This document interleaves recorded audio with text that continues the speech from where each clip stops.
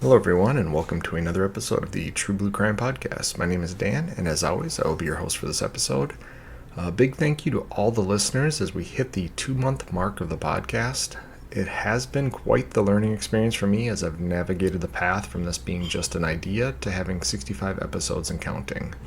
The podcast is currently being downloaded in roughly 25 countries, and between the podcast platforms and YouTube, we have over 4,000 downloads.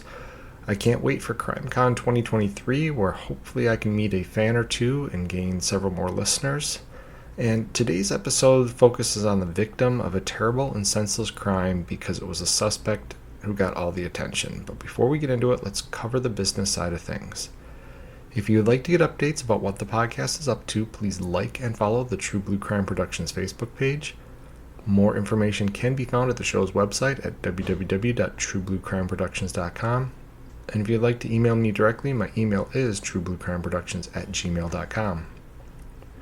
If you can, please support the show via Patreon. Any donation level helps and will help ensure I can keep making free episodes of the podcast and expand the podcast in the future. Any donations will receive a shout out in a future podcast and a thank you message from the host. For no cost whatsoever, please rate and review the show on whatever platform you're listening to it on. Thanks so much, and without any further ado, let's dive into this episode of True Blue Crime.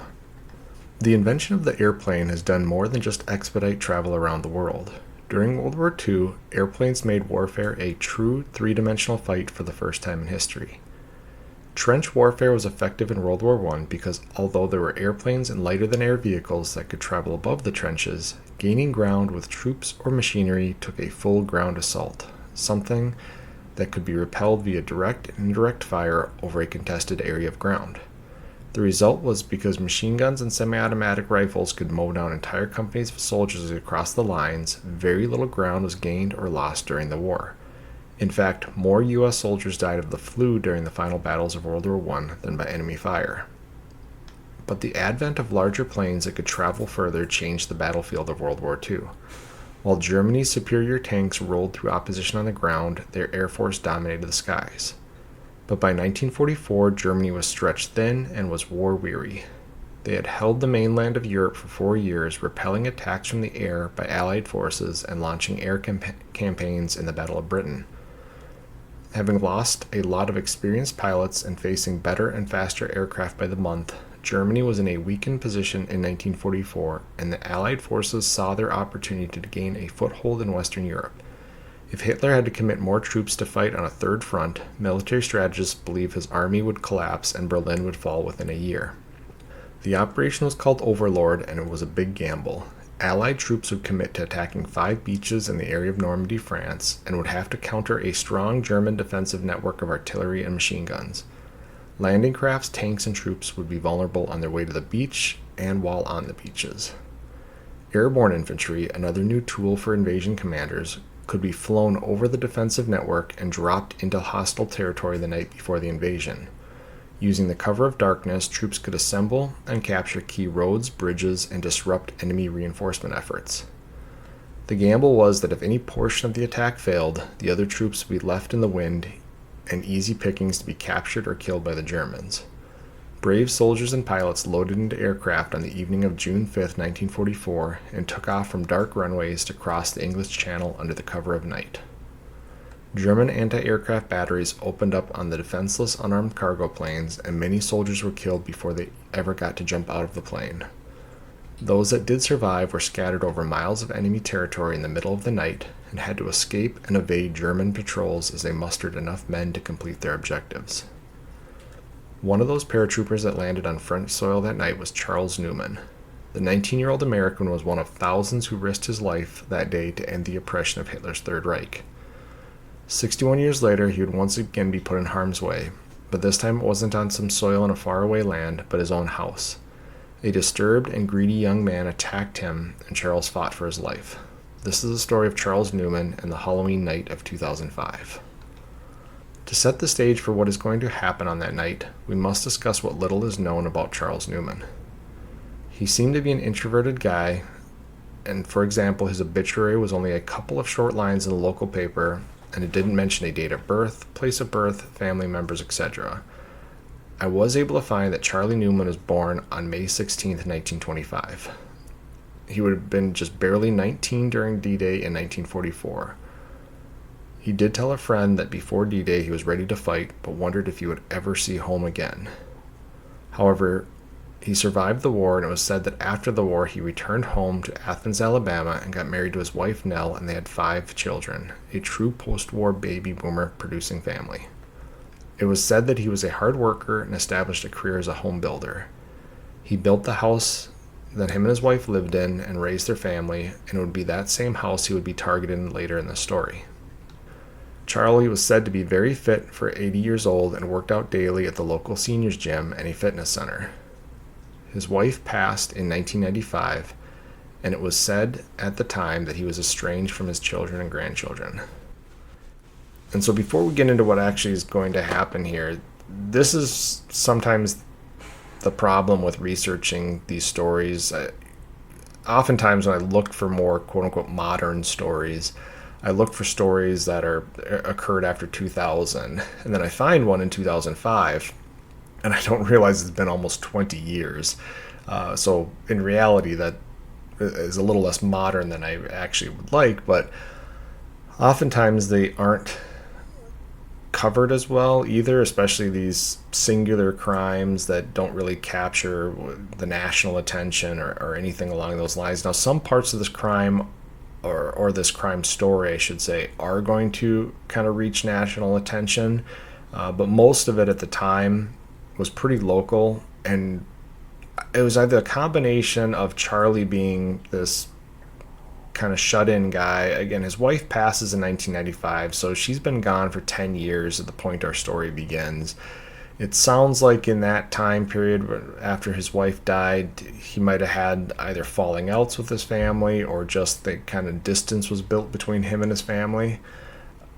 And because it said that he was estranged from his son and his grandson at this time. So maybe it was just the one son. He has, I think it's another son and 3 daughters. So maybe he was involved in the other children's life. But again, there isn't a lot of information about Charlie. And that's kind of one of the downsides to this story is when you research it, all you find is about the suspect and what happened with the suspect. You don't get a lot about Charlie. So I spent a good amount of time trying to dig up stuff about Charlie, and then I was able to find a date of birth for him. I was able to find what a couple friends said about him and kind of piece it together from there. But in reality, I'm not getting a whole big snapshot of what his life was like between even World War II and 2005. It just, you get these little snippets here and there. So I'm putting that together. I just wanted to really get as much out there as I could, because even one of his friends in an article that I read, she wrote the local paper trying to get a write-up on Charlie and his life because she felt like there wasn't a lot of attention given to Charlie in this case. And as I said, his obituary is the shortest that I've seen. I get a lot of information from obituaries. A lot of times that's where I will find date of birth, place of birth, family members, anything along those lines. His literally was that he passed away on October 31st, 2005, and that's about it. So I really had to dig up the rest of the stuff, but I got what I could out of that, and I said, now there's going to be references to Charlie being kind of this mean old man. He definitely does seem to have somewhat of a at least from the outside, kind of a Scrooge McDuck type appearance to him. At least that's how he's described to a certain degree.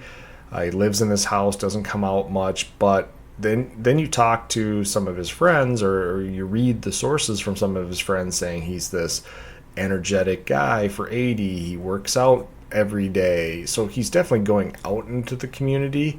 It just, maybe he was one of those people that if you're close to him, you're close, but if you're not, he keeps you some distance away. And we did see that a lot with a lot of World War II vets that returned, especially those that saw heavy combat, or these paratroopers and the guys at D-Day, where they formed very strong, very close bonds to some of their fellow soldiers, and then some of those soldiers died, and it's an emotional toll that they go through. And when they came home, there was obviously going to be things like PTSD and connection problems and all that kind of stuff, and we didn't have the resources we have today. So a lot of these World War II vets, they were just basically, okay, go back to being farmers or working for the post office or whatever you were doing before you left for the war, or you find a job when you get back, and yes, you save the world per se, but now you just go about your life, and again, there weren't the resources that soldiers have now. And I think a lot of that stuff carried with these guys. My great uncle was a decorated World War II veteran, and he came back and didn't talk about a lot of the stuff that he did during the war until he was kind of in his last years of life. He got diagnosed with cancer, so he knew the end was near, and he wrote down in some memoirs some of the stuff that he experienced when he was over there. And I mean, some of it is just heart-wrenching, some of the stuff that he either had to do or that he did and he wishes he hadn't.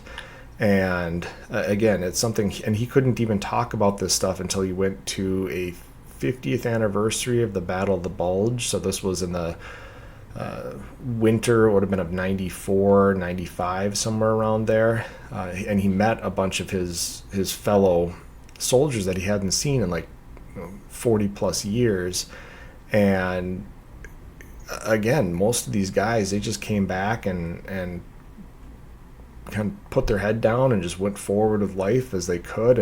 But I think that, again, there's some long-term effects of that especially with Charlie losing his wife in 1995.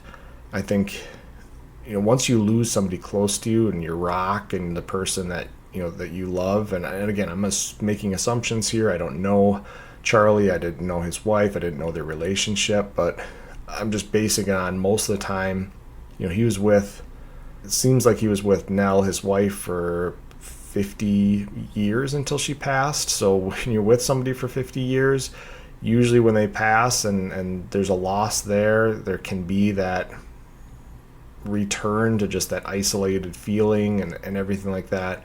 So what we have here again is Charlie, World War II vet, hardworking guy. He's actually in pretty good shape for 80 years old, and he's got 5 kids and a whole bunch of grandchildren, and it's going to be one of those grandchildren that become one of the key points in this story. His grandson, who's named Derek Newman, had been friends with a boy named Andrew Lackey since the 4th grade. And at some point in time, Derek told Andrew that his grandfather, Charlie, had a vault in his house and it was full of cash and gold bars. And the vault was supposed to be a special room built under the staircase. And we'll get into it later in the story, but it's unknown if this was even true. But what is more likely, this is going to be a result of a child or preteen or teen's overactive imagination and one-up storytelling. Charlie's World War II veteran status and a nice house likely sold the validity of the story, and the idea of Charlie living as some type of rich miser in his house was born. And so when I say this, when you have kids, that whole one-up storytelling, somebody's going to say, hey, I've got this rich uncle or this rich grandfather, and he's got a huge house and a couple fancy cars, and he's got all this money, and then it's going to see another boy who's going to step up, or girl, and say, oh yeah, if my grandfather has this or that. So it's unknown if that was the case here, or if this is, again, just overactive imagination between Derek and Charlie, and Derek's, oh yeah, my grandfather was in World War II, and maybe he came back with all these gold bars that he took, because there was a lot of war souvenirs. That's something that in current time it's much more difficult for soldiers that were serving in, say, Iraq or Afghanistan, or like when I served in Kosovo. Before we were leaving our base in Kosovo, we had like a full-on investigation to every article that we were bringing back. So every piece of clothing, obviously your standard issue stuff, but usually had a couple items of civilian clothing. You had, some souvenirs, some stuff you bought at the PX, maybe some stuff that you bought out in sector at some of the shops, or something some of the families gave you as a gift. But all that stuff got literally looked at piece by piece. You had to lay it all out on this giant parking lot that we were on to make sure that we weren't bringing home weapons or explosives or anything that we had found while we were in sector. It wasn't that way in World War II. There's this famous scene in Band of Brothers where one of the officers, he's going through every house he goes through. He's grabbing all the silver and valuables and shipping it back home. And it was kind of this free-for-all. If you came across it, you grabbed it. There's guys that would get German weapons, guys that took watches, guys who did all this, would go through the pockets of the dead Germans and take anything of value off of them. And then when they go into a house or a hotel, they were taking everything. So it was much more common in World War II, and so maybe this idea got born, especially if you watched any of these shows such as Band of Brothers or anything where you made the assumption that maybe after, on his way home from World War II, he had brought home all these gold bars, these Nazi gold bars, whatever it might be. Again,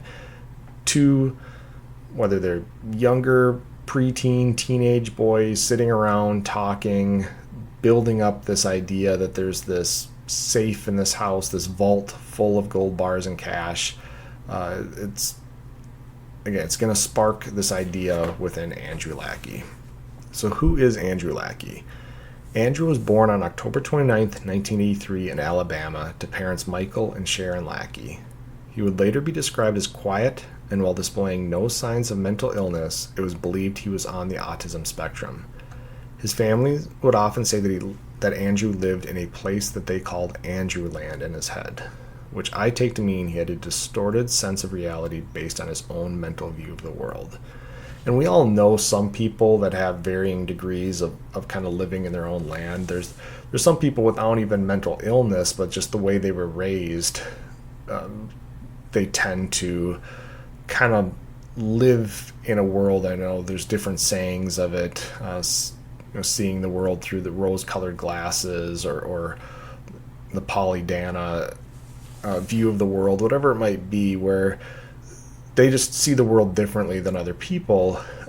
But sometimes, like in this case, it is possible, and doctors are later going to diagnose Andrew with Asperger's, that they just kind of have this different view of the world than what normal people do. And those closest to Andrew said he just kind of lived in this world all the time. He lived in his own little place in his head. And this goes back to the time, even as he was an infant, his mother would say that he refused to nurse and almost starved to death as an infant. And when a doctor suggested bottle feeding, he would only drink from the bottle if he was looking away from the person giving him the bottle. And now I raised 3 boys with bottle feeding, so I know that infants often, when you give them a bottle, I just remember my kids just kind of staring off at other things around the room as they were drinking. And I think more or less they were kind of bored. They just didn't always want to look at you. So when I read this, I immediately went back to raising my 3 boys and seeing them, as I give them a bottle, they're just kind of drinking and looking all around, taking everything in around them. So I don't know that it's that uncommon for kids. I don't know a lot. I guess none of my boys, when I give them a bottle, just sat there and stared at me. But maybe a difference of they'd look at me from time to time. And in this case, Andrew never looked at his mother, so she just made note of that. But again, I didn't find it that strange, because that's kind of my experience with bottle feeding kids, is that they don't stare at the person giving the bottle. They kind of look all around while they're drinking. But at age 5, he struggled to decide which was his dominant hand and was somewhat ambidextrous, but mostly mediocre with both. And so when I read this, I kind of went, they said the doctors were worried that he wasn't developing a strong hand and that it was affecting his physical development, which I kind of scratched my head, because it must have been something where there's people who obviously are right-handed, people who are obviously left-handed, and there's people who are ambidextrous and they're good with both. from the sounds of it, it was almost like he was bad with both of his hands. So if you've ever tried writing with your opposite hand and you're not ambidextrous, your writing is terrible. Same thing with whether it be throwing or whatever it might be. It sounds like maybe both of his hands, so he just didn't have a quote-unquote dominant hand that was good. He was just bad with both of his hands, is how I read it, I guess, afterwards.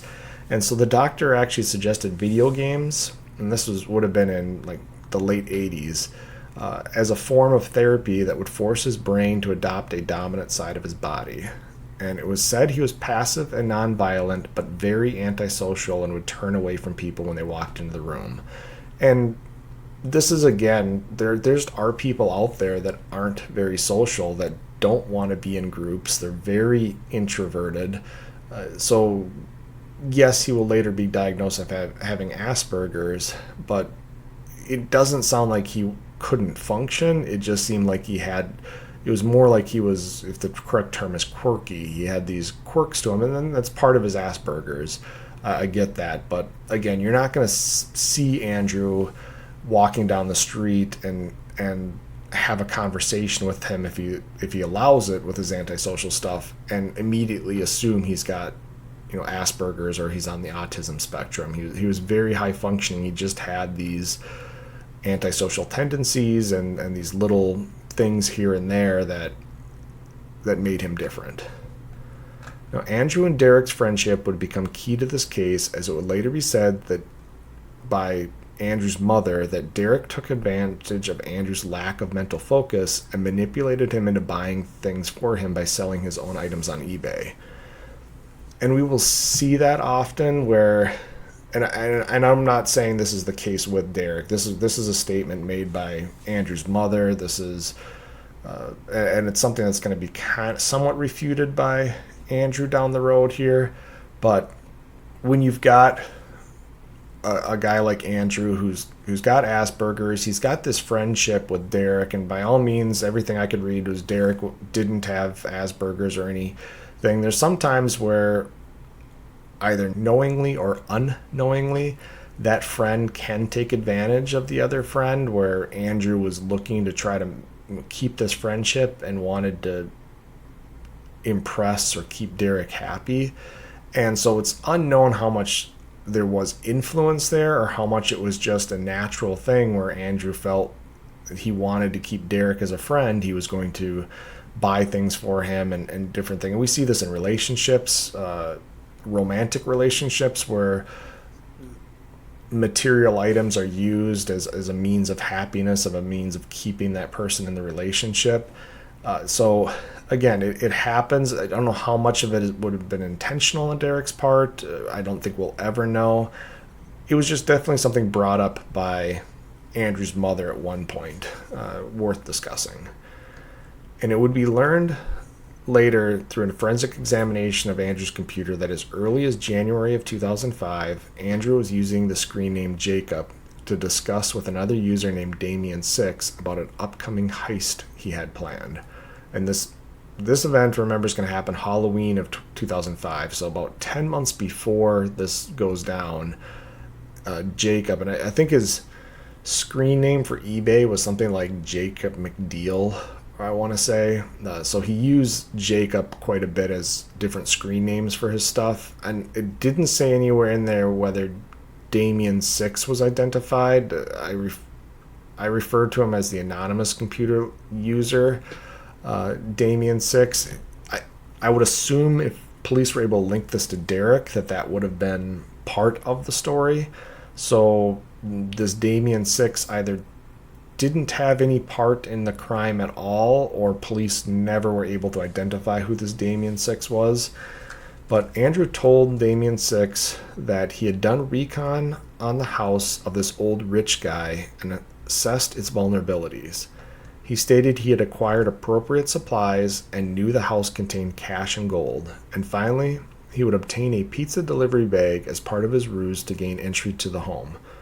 The address for the home that was searched was that of Charlie Newman.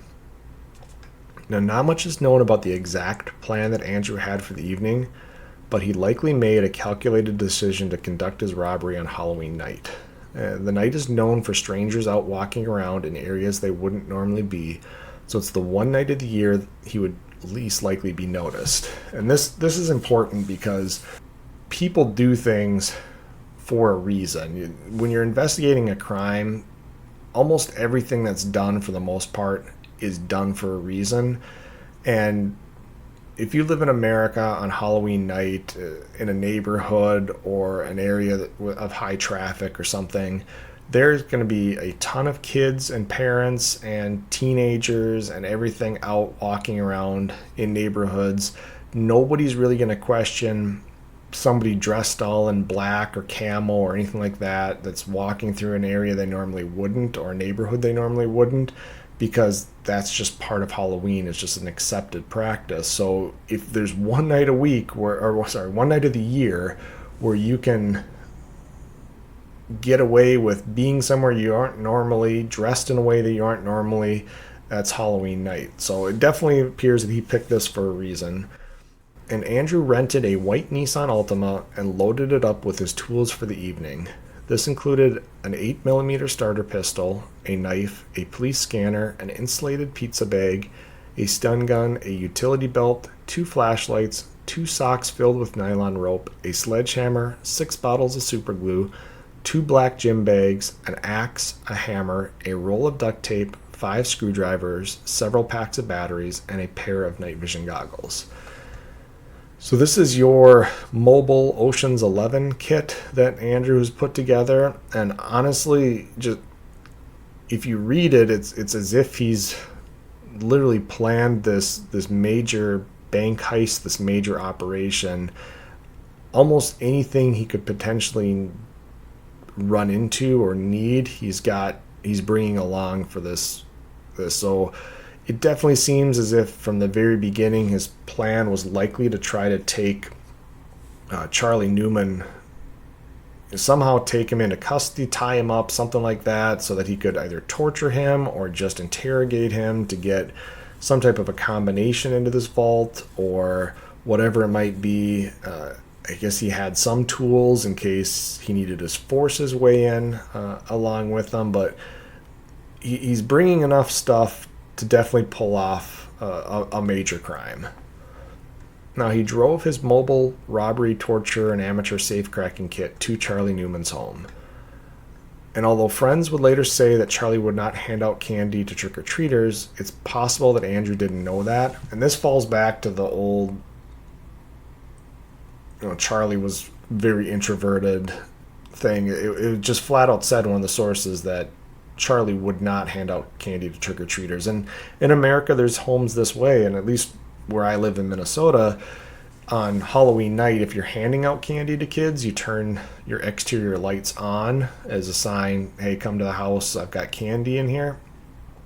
If you aren't going to participate in the trick-or-treating, usually you darken your house some way so that nobody can mistake the fact that you're either not home or you're not handing out candy that night.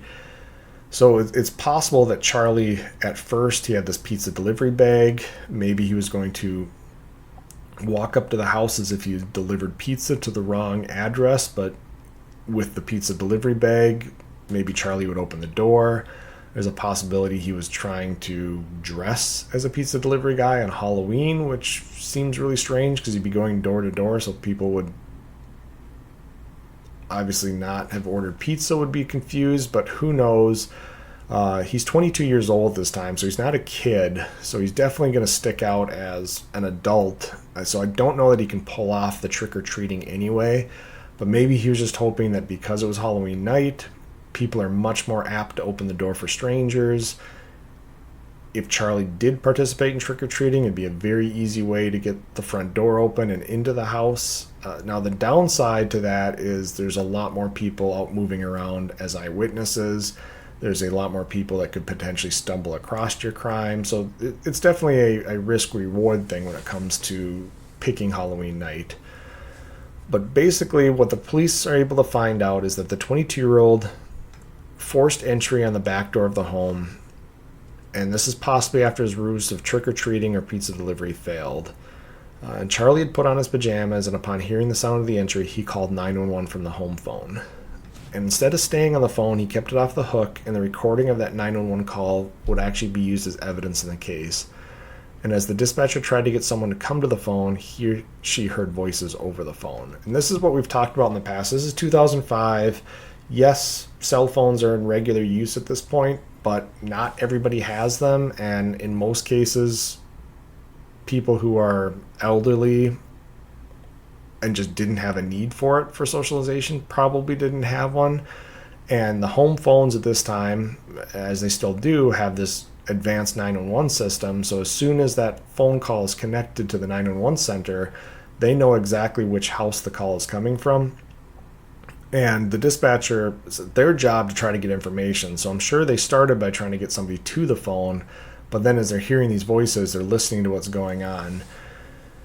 And they're saying most of the talking comes from Charlie Newman, who kept asking the unknown intruder what he wanted. He told him not to do stuff and to leave him alone. And however, Andrew's voice could be heard on the recording asking, "Where's the vault?"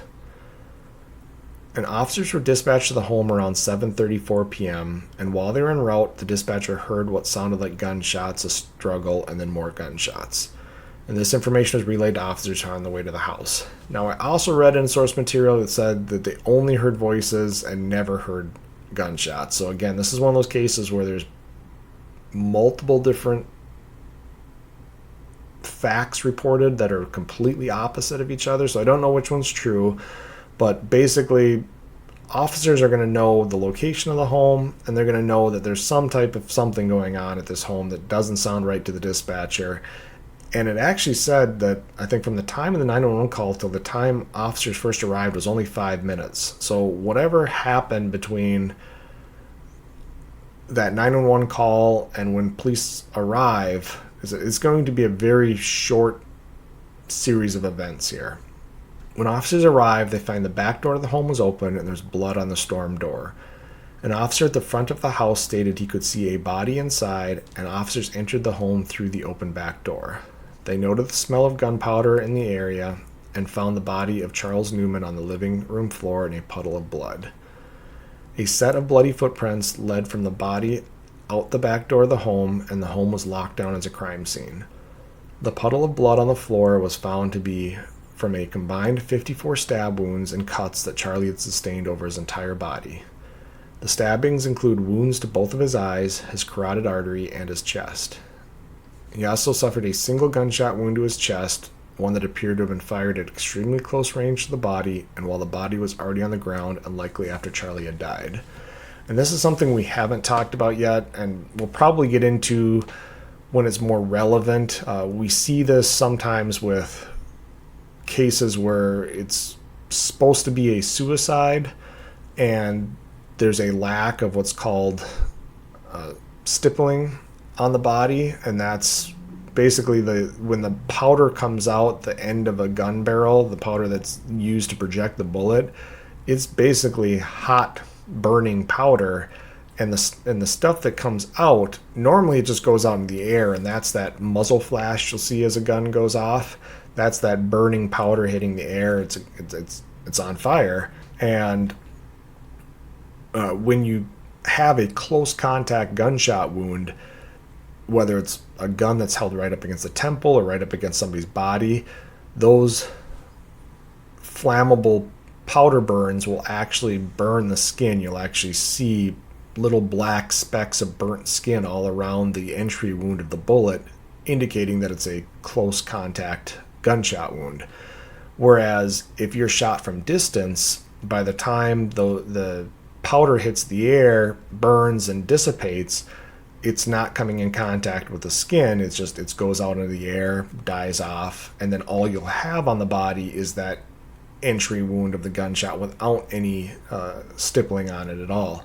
So pathologists and medical experts look at a body during an autopsy and they look at the gunshot wounds. They can tell, based on the stippling and the weapon used, roughly how far away that gun was. Now, after a certain distance, they can't tell because there's either evidence of close contact or not, but they can usually tell whether the gun's 2 inches away, held right up to the skin, or if it's, say, 6 to 12 inches away, or once you start to get further away, that pattern gets further and further to the point that it dissipates and you don't see it at all.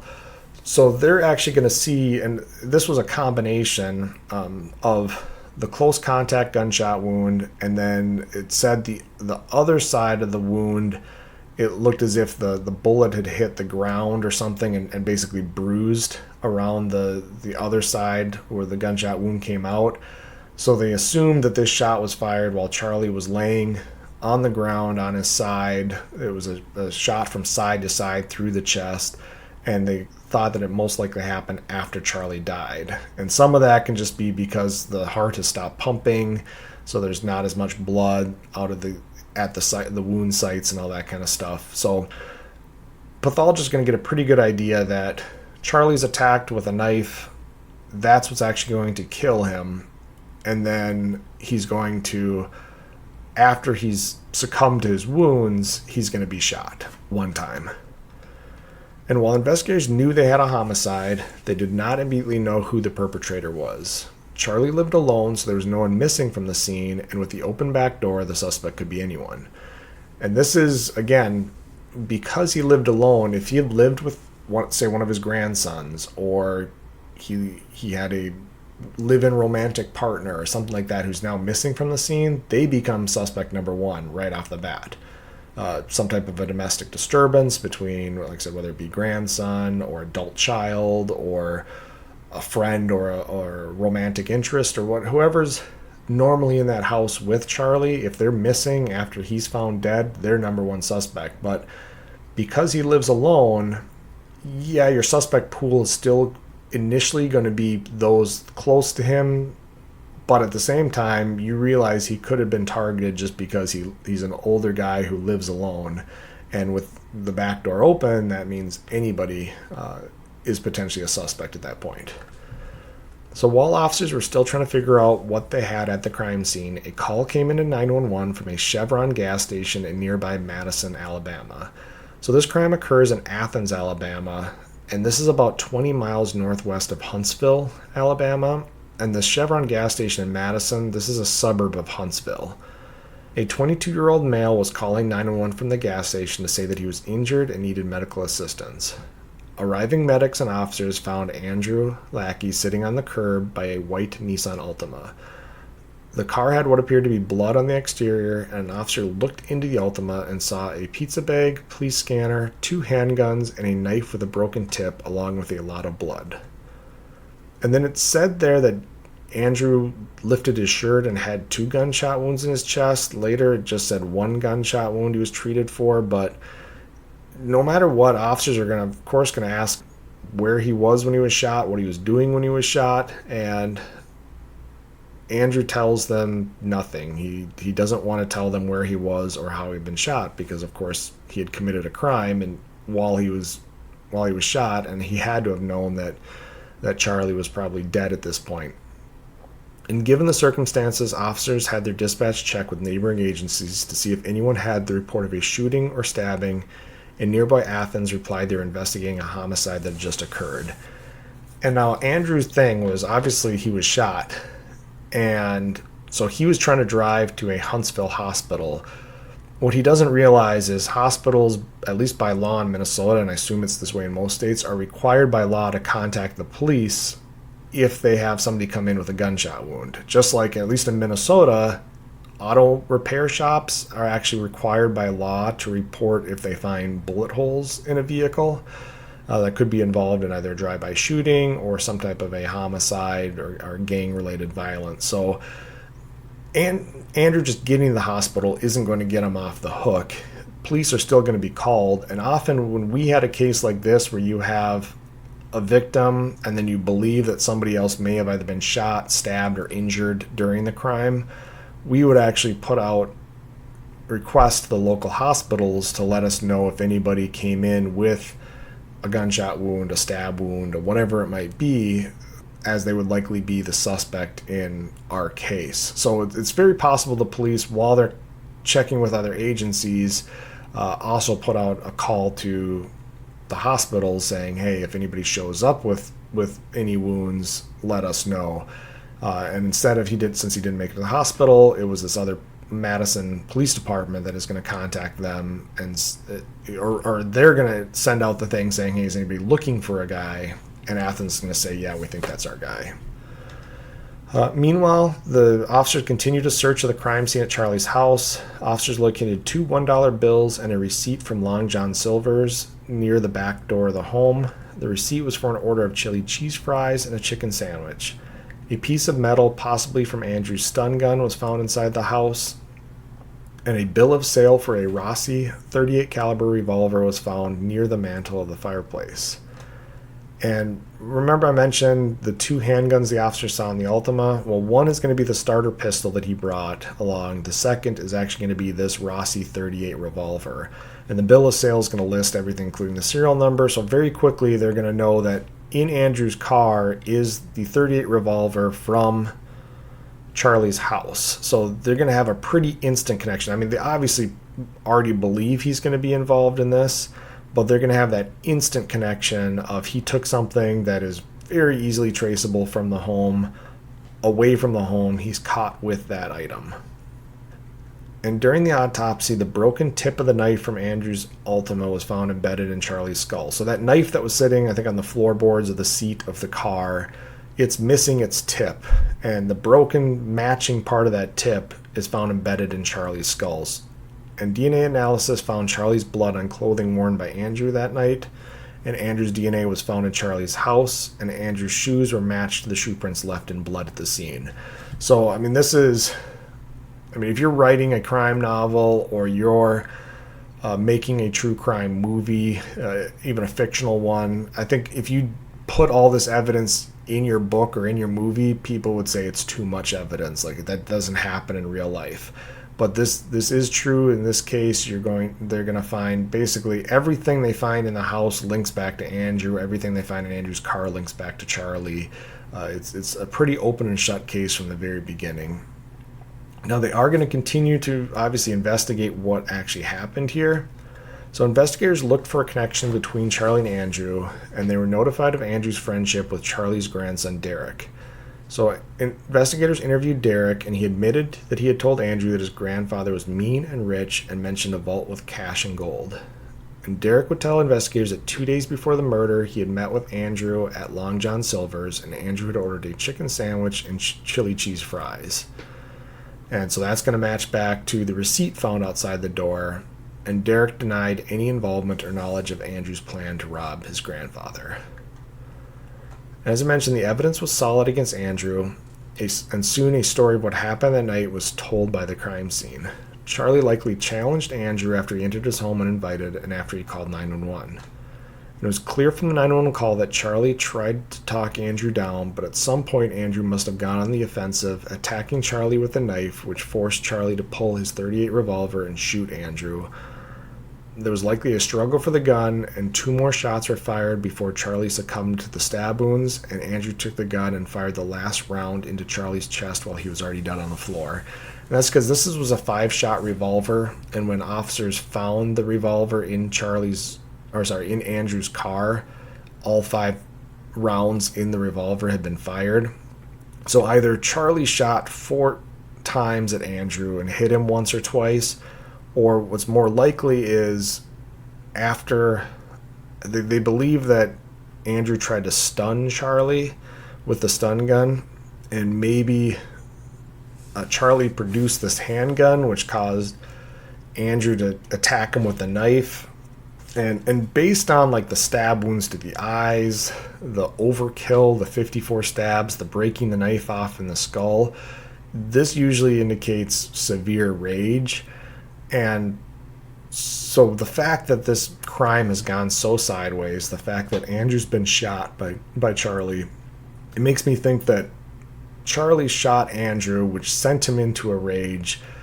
Whether he was shot once or twice, I think there was a struggle over the gun. Gun goes off 2 more times, and then maybe the gun gets dropped or tossed somewhere or something like that, and Andrew switches over to his knife and just begins stabbing Charlie until there's no life left in Charlie, continues to stab Charlie, goes and picks up the gun, fires the last round from the gun into Charlie's chest, and then he leaves the scene, leaving behind his blood, the bloody shoe prints, and all that stuff. And then Andrew would have retreated from the home and attempted to drive himself to a hospital in Huntsville, but was forced to pull over and call for help for his gunshot injuries.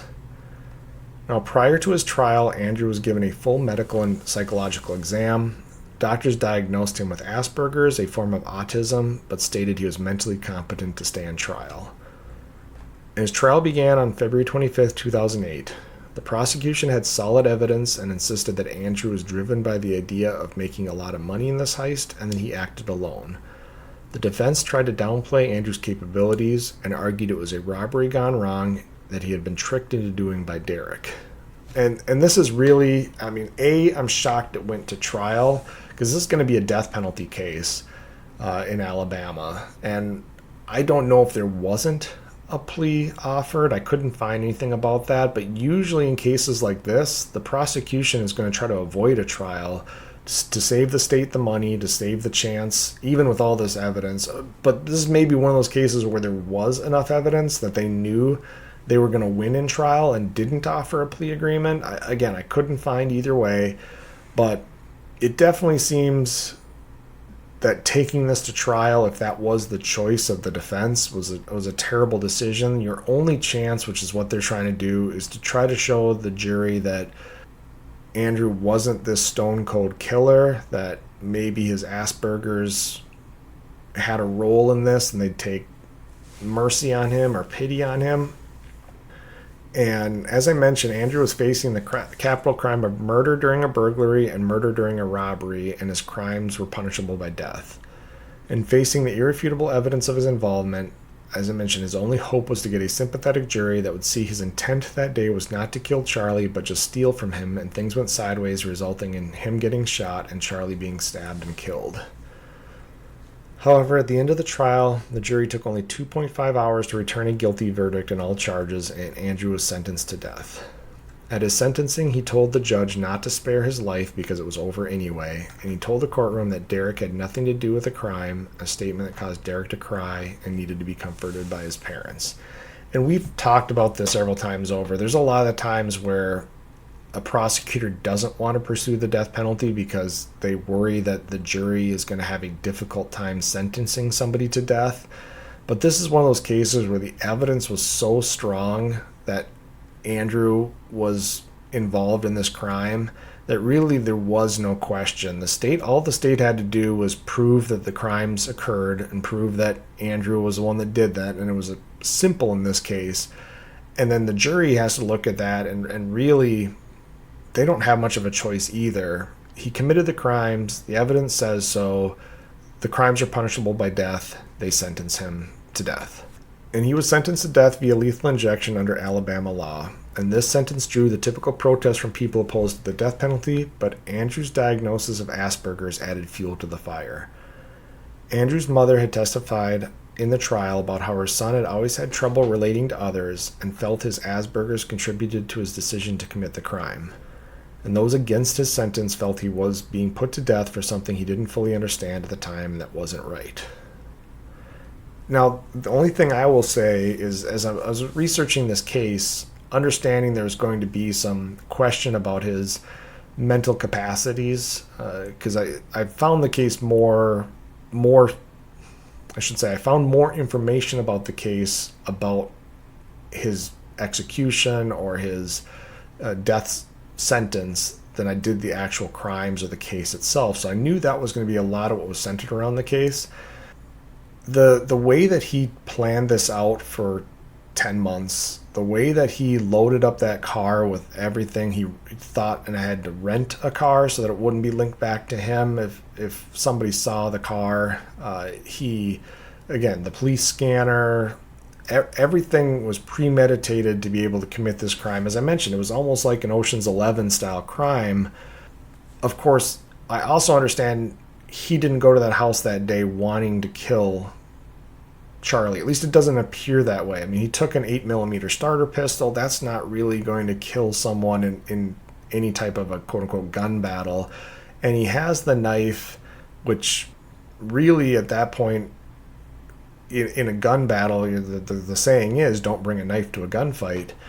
So it definitely seemed like his whole hope was to be able to gain entry to the home, secure Charlie, get information about where the vault was, break into the vault, take the items, and go. And now I also didn't see anything about a mask or him trying to hide his identity, and that brings into question, I guess, that part of the mental planning. Maybe he did and it just wasn't mentioned, but I guess that probably weighs onto the side of maybe he did have some mental deficiencies because he thought out this whole plan, but then what is he going to do afterwards?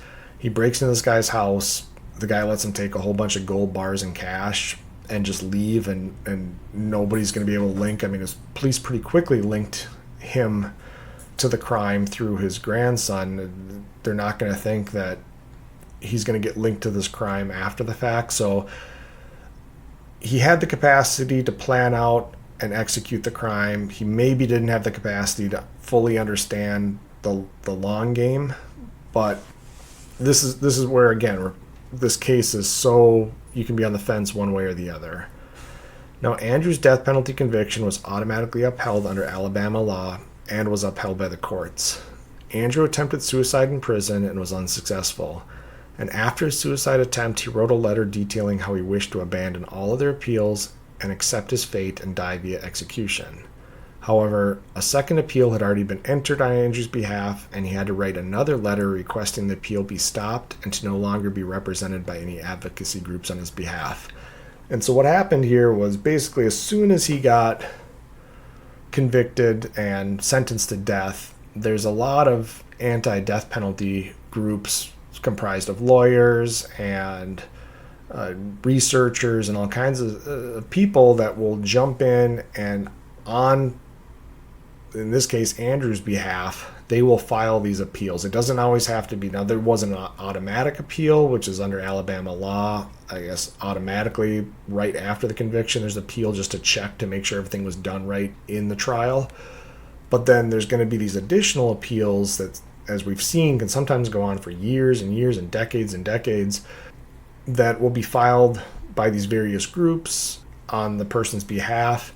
And so what Andrew didn't know is that the second appeal had already been filed on his behalf, and he basically had to write a second letter because he wrote one letter saying he wished to not make any further appeals and wanted to just be put to death. And they kind of said, well, okay, but there's already an appeal out there, so what do you want to do with this one?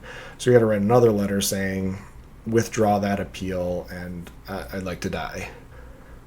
Now, that same, I think it was the same advocacy group that had wrote the second appeal, tried to get a judge to order Andrew to go through another psychological evaluation to see if he was capable of making this request, and the judge ruled it wasn't necessary and that Andrew was of sound mind enough to make this decision. And this is going to fall into a whole slew of legal issues here.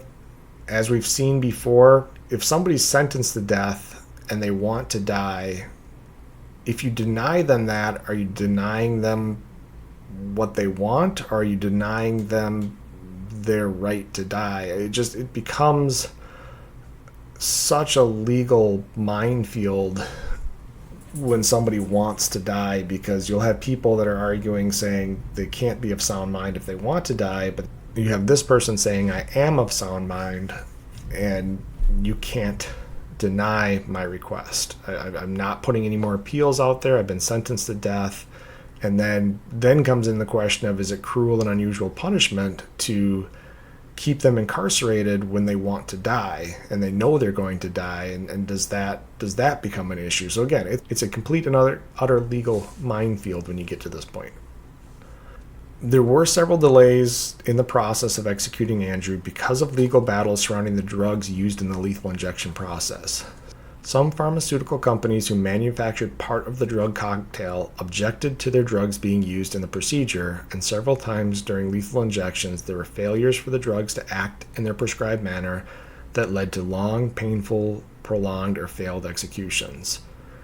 In the case of one heavy IV drug user, medical staff failed to obtain a proper IV or catheter connection, and the drug did not enter the bloodstream, which caused the execution to fail. In Alabama, now in 2023 is close to abandoning lethal injection and going back to the gas chamber.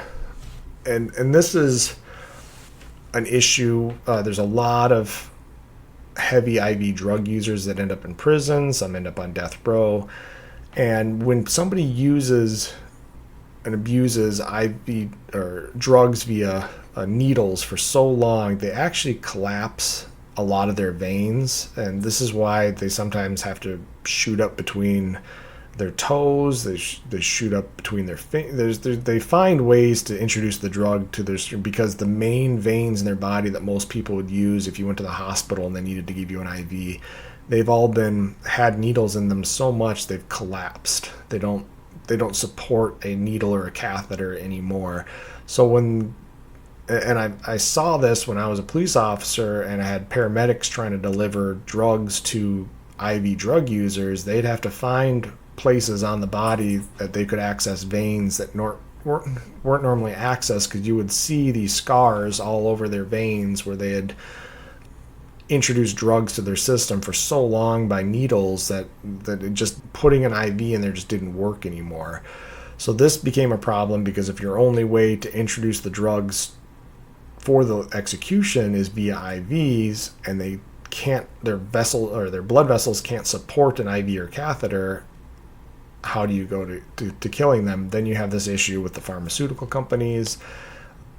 Not per se the drugs that actually end the person's life were the issues, because I'm sure those companies knew if they sold drugs to the corrections that this was going to be used for execution. But there's other drugs in that drug cocktail that aren't normally used just for execution, but the corrections departments were buying up these drugs, and then I'm sure these pharmaceutical companies were getting sued as a part of these bad executions by the families of the people executed, or whatever it might be, and they're sitting there saying, whoa, we never even agreed to have our drugs used in these executions. So they're withdrawing their drugs for executions, which forces the Department of Corrections to try these different drug cocktails that are even less effective, and it just created this huge issue around lethal injection executions around. I think this started in the late 2000s and into the 2010s,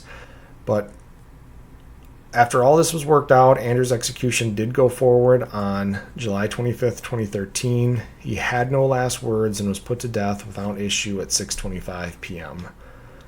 And this is one of those cases that draws fire from both sides of the death penalty battle. As we talked about it, on one hand, the evidence is undeniable that Andrew killed Charlie and did so during the commission of a crime that qualifies as a death penalty case in Alabama. On the other hand, Andrew did have mental issues via his Asperger's that can be argued that contributed to his plans, but as I mentioned, there's also the argument that his actions were done as a part of a well-calculated plan. And then to top it all off, Andrew asked to be put to death, which is his right to do so, and denying him that is denying him justice, but at the same time it's catering to his wishes to end his punishment. So again, this case is all over the place with pro-death penalty, anti-death penalty, people's rights to die, however you want to put it. There's every legal side of it is in this case. And no matter what side you find yourself on, what we can agree on is this is a tragic case in which two lives, one a war hero and a man who wanted to be left alone to die when it was his time, and the other a young and mentally troubled man, both their lives were ended over money. Listen, as a final note, none of the source material ever revealed if there was a vault in the first place, and if so, if there's anything in it. It's likely Charlie and Andrew died over a fantasy concocted in the minds of young boys. And as I mentioned in the beginning, the coverage of this case was more about the senseless murder of Charlie Newman. That's what I was trying to portray in this episode. If you look this up online, you won't even find 5% of anything that is involved being related to Charlie Newman. 95% of this case is about Andrew. It's about, rightfully so, it's about his actions that night, but most of it is about what happened after he was sentenced to death. So I really wanted to focus this story as much as I could on what limited information we had about Charlie Newman. Because he was a man who, remember, at 19 he jumped out of an airplane into enemy territory to bring about an end to the evil that was Adolf Hitler and the Nazi Party. And I wanted to bring it back. That's why it's named Charlie Newman. I don't think I have yet named any of my cases after the suspect, because I want to bring the notoriety to the innocent, to the victims of these cases. And a big true blue crime thanks to Charlie Newman for his service, and our condolences to his family and friends. That is the case of Charlie Newman. Thank you guys for listening. Stay tuned for future episodes, and feel free to write me at truebluecrimeproductions@gmail.com. You can also find me at True Blue Crime Productions on Facebook and support me via Patreon at True Blue Crime Productions. That's it for today, guys. Thanks for listening. Talk to you later. Goodbye.